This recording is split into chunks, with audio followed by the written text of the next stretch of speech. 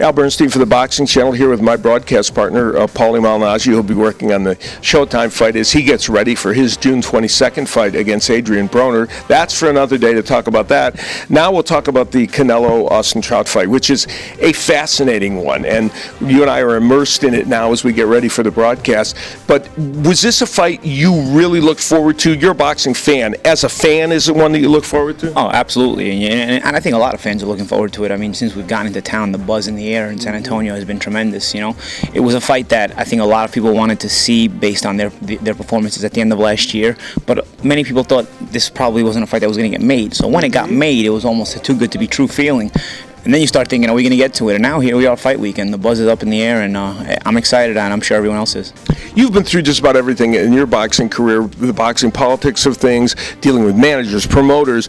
In this case, Austin Trout was a opponent that probably the people around Canelo didn't want him to fight, but he really kind of demanded this fight, which is kind of interesting situation in boxing. Yeah, it goes to show you the competitor, the level of competitor that Canelo Alvarez is, and at the same time, Austin Trout once again going into harsh territory. It goes to show you the mental attitude that he has, in that he doesn't care. You know, I would almost think Trout would find himself surprised or shocked if he ever had a crowd that was cheering for him instead of against him. So, you know, this is no strange territory for Trout coming into the enemy territory, so to speak, because Texas, with all the Mexican fans and population, is going to be Canelo territory.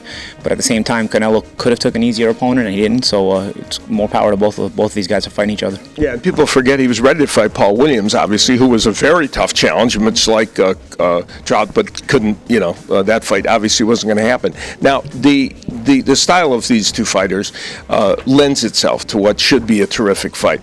Canelo Alvarez is a boxer-puncher with the emphasis on punching, and Austin Trout, we thought, was a pure boxer, but he showed us some grit and sand in the Cotto fight. Yeah, and I think you need a little bit of both. You know, I think if you're a boxer, you need to also know when you have to dig your feet in the dig your feet in the sand, so to speak, or dig your feet in the mud, so to speak, and really hold your ground.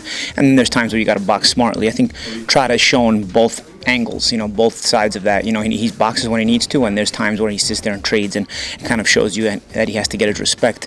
Canelo, at the same time, you know, people look at him as a banger, a guy who gets you out of there, but he's not a bad boxer himself. He's got a pretty good jab, and then it's a decoy kind of jab, because a lot of times he'll turn it into a hook, and you don't really realize it till the last second. So I'm very curious. A lot of guys have had trouble dealing with that. I'm curious to see how Trout deals with that.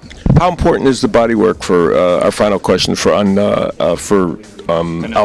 Oh, well, it's important because Trout is going to be shifty. He's crafty. He's going to be moving at times. So you want to slow a guy down like that as much as you can. All right, Paulie Malignaggi for the Boxing Channel. Thank you.